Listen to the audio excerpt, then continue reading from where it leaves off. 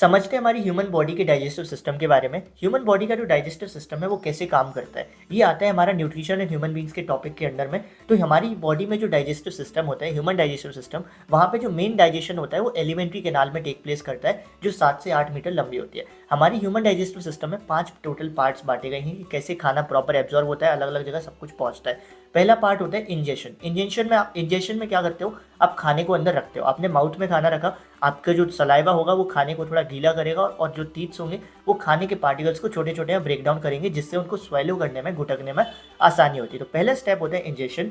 दूसरा स्टेप होता है डाइजेशन। डाइजेशन में क्या किया जाता है, आपने जो खाना खाया उसमें अलग अलग ऑर्गेनिक मॉलिक्यूल्स होते हैं, प्रोटीन्स होता है, कार्बोहाइड्रेट्स होता है, फैट्स होता है।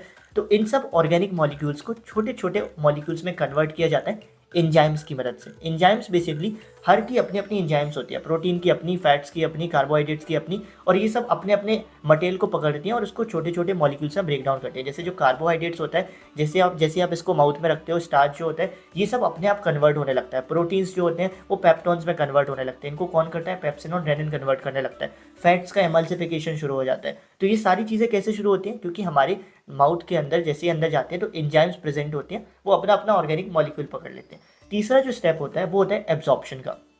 अब जब जो फूड है कि उसके बड़े बड़े ऑर्गेनिक मॉलिक्यूल छोटे छोटे मॉलिक्यूल में भी टूट गए, तो तीसरा काम होता है क्या, एब्जॉर्प्शन। इसमें क्या होता है, जो फूड है वो कैनाल से ब्लड में जाता है, एलिमेंट्री कैनाल से फिर उसकी एंट्री होती है ब्लड के अंदर, जहाँ से अब उसका और ज़्यादा इंपॉर्टेंट काम होगा, क्योंकि यहाँ से आता है चौथा स्टेप जिसका नाम है एसिमिलेशन। एसिमिलेशन में क्या किया जाता है, जो ब्लड में अब जो फूड पहुंचेगा अब उसको बॉडी के अलग अलग ऑर्गन से पहुंचाया जाएगा, ताकि वो अलग अलग सेल्स तक पहुंच सके, उससे एनर्जी ऑब्टेन करके जो सेल्स हैं वो खुद को रिपेयर कर सके, नए नए टिश्यूज़ बन सके और पुराने टिश्यूज़ को रिप्लेस कर सके। और फिर आता है फिफ्थ स्टेप जो बहुत ज़्यादा इंपॉर्टेंट होता है, दैट इज़ इजेशन का। इजेशन यानी एलिमिनेशन। पहला था इंजेशन, इंजेशन का मतलब अंदर डालना, इजेशन का मतलब बाहर निकालना। जो डाइजेस्टेड फूड होता है वो तो हमारी पूरी बॉडी पर डिस्ट्रीब्यूट हो जाता है ब्लड के थ्रू, सेल्स उसको एनर्जी ऑब्टेन कर लेते हैं, लेकिन जो अनडाइजेस्टेड फूड होता है उसको स्मॉल इंटेस्टाइन से लार्ज इंटेस्टाइन में भेज दिया जाता है, और जहाँ पर उसको एनएस से एलिमिनेट कर दिया जाता है। और इस तरीके से हमारा पूरा ह्यूमन डाइजेस्टिव सिस्टम काम करता है।